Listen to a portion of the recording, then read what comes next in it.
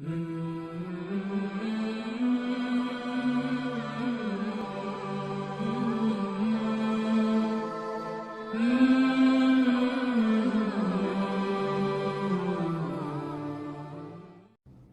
व नुसल्लिमु अला रसूलिहिल करीम अम्मा बाद फ़अऊज़ु बिल्लाहि मिनश शैतानिर रजीम बिस्मिल्लाहिर रहमानिर रहीम अल्हम्दुलिल्लाहि रब्बिल आलमीन। आप देख रहे हैं कुरान मजीद फुरकान हमीद के अजमाली खुलासों के सिलसिले में 9वें पारे का अजमाली खुलासा।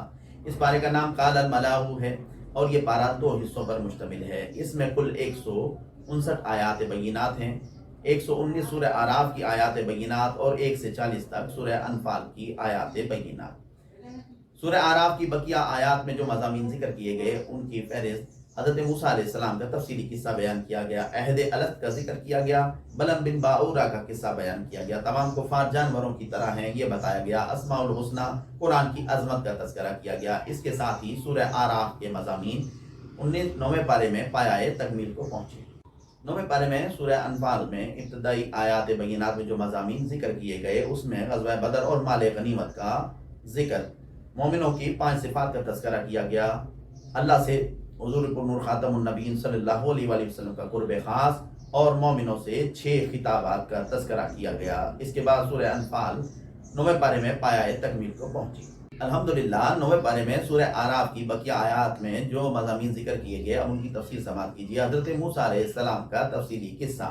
हज़रत मूसा अलैहिस्सलाम को 9 मौजज़ात अता किए गए जिसमें लाठी का मौजज़ा और रोशन हाथ का मौजज़ा, फिरौन पर पानी, टिड्डी, कीड़े, मेंढक, खून और समंदर में गर्क होने का अजाब शामिल है। कोहे तूर का अल्लाह ताला के जलवे से रेजा रेजा होना, सामरी और सोने की गाय का वाक़या मज़कूर।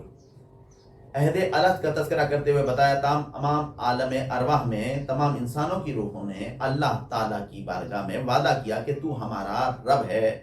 बलम बिन बाऊरा का किस्सा, फतह मिस्र के बाद जब बनी इसराइल को कौम जबारीन से जहाद का हुक्म मिला तो जबारीन डर गए, बलम बिन बाऊरा के पास गए और उसे कहा कि कुछ करो। बलम बिन बाऊरा को इसमें आज़म का इल्म था, उसने पहले तो मदद करने से साफ मना कर दिया, मगर जब उन्होंने उसे बीवी के जरिए से रिश्वत दी और वर्गलाया तो वो उनके बहकावे में आ गया और हज़रत मूसा अलैहिस्सलाम और कौम बनी इसराइल के खिलाफ बद्दुआ करनी शुरू कर दी। मगर अल्लाह ताला अलीम और खबीर है कि कुदरत के वो कमाल को देखिए कि वो अल्लाह ताला ने वो कलिमात खुद उसके और उसकी कौम के हक में निकलवा दिए। अल्लाह ताला ने उसकी ज़बान को निकाल कर लंबा कर दिया और कुत्ते की तरह कर दिया। तमाम कुफार जानवरों की तरह हैं, कुफार जानवरों की तरह हैं। ये तज़किरा करते हुए बताया कि जानवरों से भी बल्कि बदतर हैं, क्योंकि जानवर अपने मालिक की बात मानते हैं जबकि काफिर अपने मालिक के हकीकी की बात नहीं मान रहे और उसकी नाफरमानी पर तुले हुए हैं।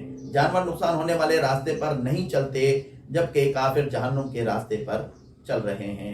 अस्माउल हुस्ना का तज़किरा करते हुए बताया अल्लाह ताला को उसके अच्छे नामों से पुकारा जाए।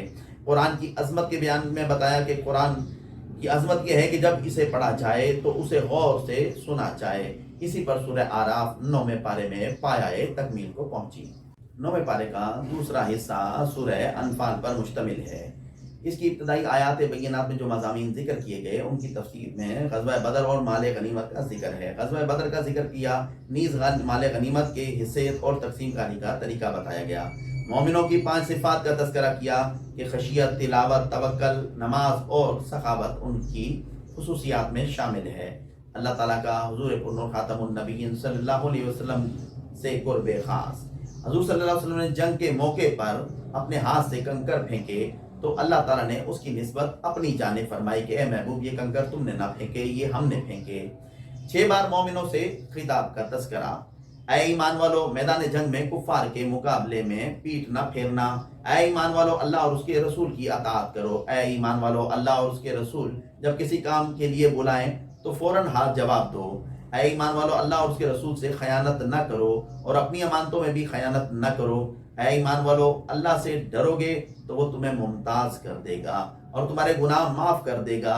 ऐ ईमान वालो, दुश्मन के मुकाबला हो तो साबित कदम रहो और अल्लाह को कसरत से याद करो। इसी पर सूरह अनफाल 9वें पारे में पाया तकमील को पहुंची और अल्लाह के फजल से 9वां पारा भी पाया तकमील को पहुंचा। अल्हम्दुलिल्लाह, अल्लाह ताला की तौफीक के खास से اور محض اس کے فضل و کرم سے اس پارے کا اجمالی خلاصہ پایہ تکمیل کو پہنچا، اور اللہ تعالیٰ سے دعا ہے کہ وہ اس کے نور سے ہمارے قلوب کو منور فرمائے اور ہمیں اس سے نصیحت قبول کرنے کی توفیق عطا فرمائے، آمین یا رب العالمین۔